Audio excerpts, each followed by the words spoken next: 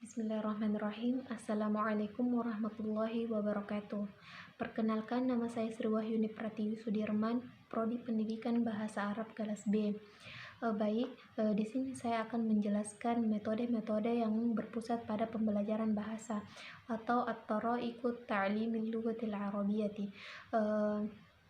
Ada 3 metode yang berpusat pada pembelajaran bahasa, yaitu yang pertama metode total physical response, yang kedua metode silent way, dan yang ketiga adalah metode bimbing belajar konseling. Baik, yang akan saya jelaskan mengenai 3 metode ini adalah definisi, penggunaan, karakteristik, dan kelebihan dan kekurangan dari metode ini. Selanjutnya yang pertama adalah metode total physical response. Yang pertama adalah metode total physical response.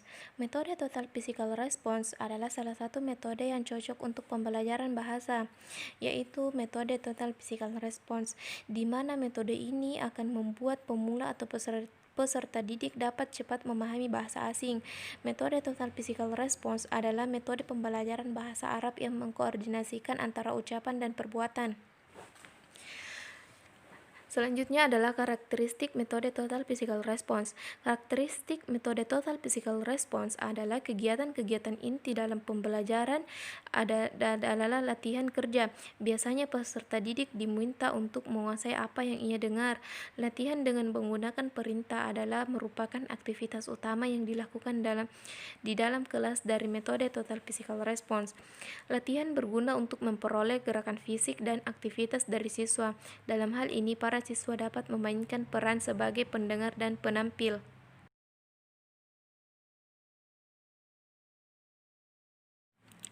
Adapun penggunaan metode total physical response adalah yang pertama, latihan dengan menggunakan perintah atau imperative drill merupakan aktivitas utama yang dilakukan guru di dalam kelas dari metode total physical response.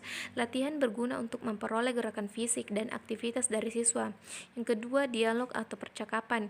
Yang ketiga, bermain peran dapat dipusatkan pada aktivitas sehari-hari seperti di sekolah, restoran, dan pasar, dan lain-lain. Yang keempat adalah aktivitas membaca reading dan menulis writing untuk menambah perbendaharaan kata atau vokabularis dan juga melatih pada susunan kalimat berdasarkan tenses dan sebagainya.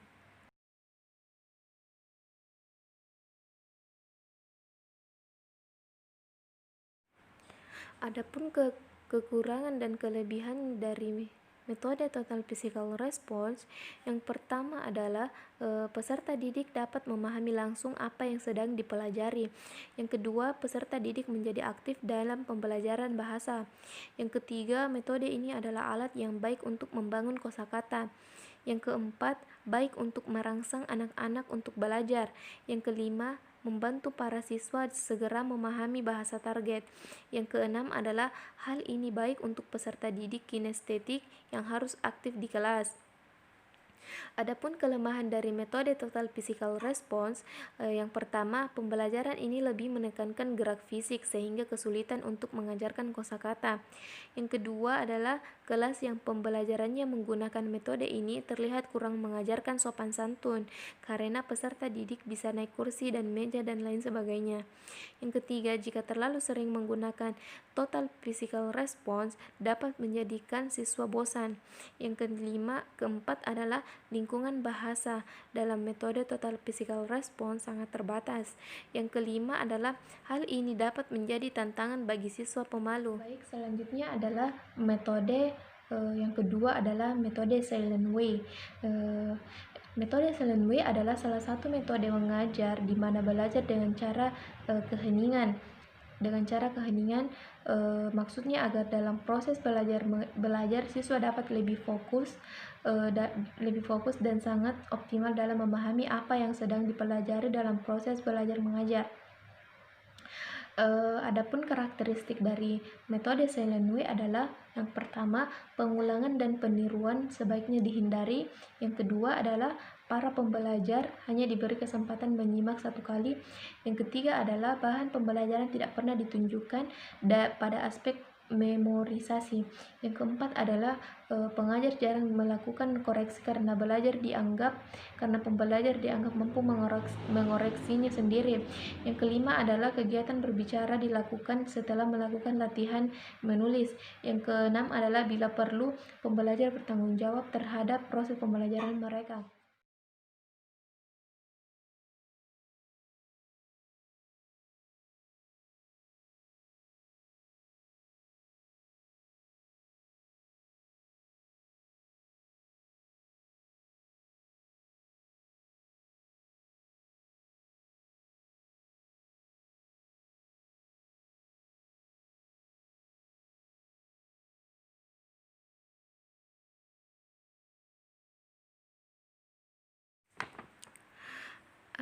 Selanjutnya adalah kelebihan dan kekurangan dari metode Silent Way.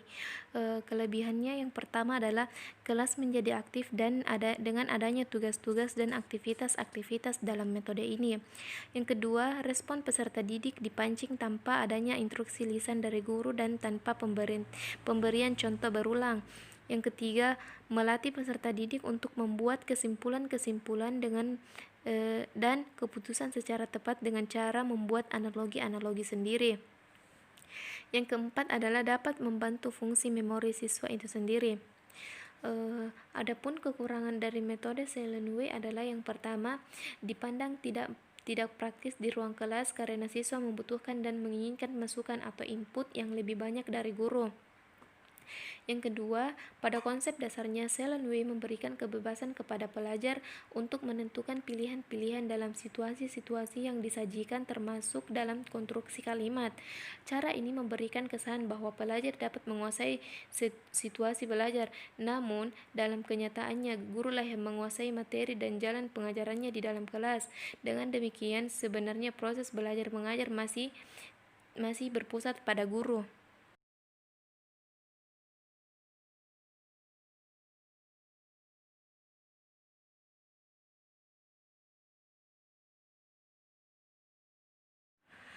Selanjutnya adalah metode belajar konseling atau counseling learning method. Metode Counseling Learning Method atau CLM merupakan suatu metode yang diterapkan dalam pembelajaran bahasa dengan menekankan peran seorang guru sebagai konselor dan siswa sebagai klien. Sehingga dengan fungsi ini, dalam pembelajaran hendaknya guru mampu membantu siswa dalam memenuhi kebutuhan akan pengetahuan yang ia inginkan. Adapun karakteristik dari metode belajar konseling ini yang pertama adalah pelajar disebut sebagai klien dan guru sebagai konselor. Yang kedua, hubungan saling percaya dan membantu merupakan hal yang diperlukan dalam proses pembelajaran. Yang ketiga, pelajar atau klien diperbolehkan untuk menggunakan bahasa asli mereka yang kemudian menerjemahkan ke dalam bahasa target akan dibantu guru atau konselor untuk kemudian mereka praktekkan. Yang keempat adalah tata bahasa dan kosakata diajarkan secara induktif. Yang kelima, kalimat-kalimat yang dihasilkan oleh pelajar dalam bahasa target direkam untuk kemudian diperdengarkan. Hasil tersebut juga dicatat dengan menggunakan padanan kata dalam bahasa asli untuk menjadi rujukan bagi pelajar. Yang keenam adalah pelajar menggunakan bahasa target secara bebas tanpa penerjemahan ketika mereka merasa cukup yakin untuk melakukannya. Yang ketujuh adalah pelajar didorong untuk tidak hanya mengungkapkan apa yang mereka pikirkan atau pahami tentang bahasa, akan tetapi juga tentang apa yang mereka pikirkan terkait dengan proses belajar, sehingga guru bisa mengungkapkan rasa empati dan mengerti terhadap para pelajar.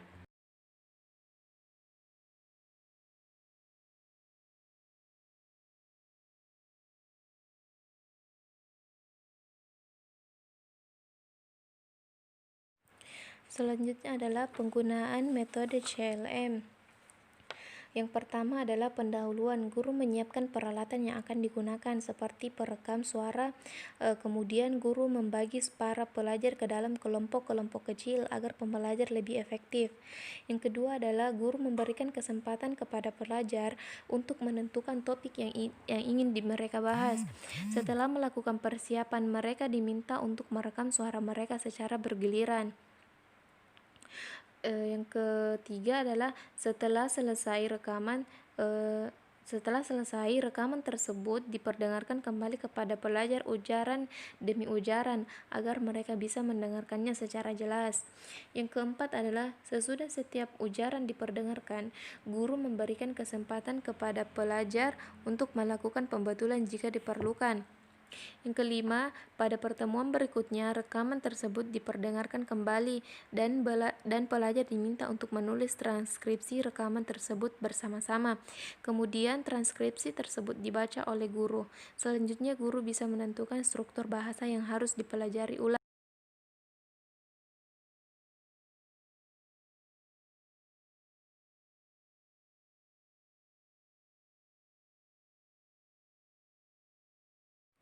Yang keenam adalah dalam mempelajari struktur bahasa tersebut, guru meminta pelajar untuk berubah bentuk kalimat yang telah ia buat ke dalam kalimat lain atau memberikan kosakata yang dibutuhkan oleh pelajar.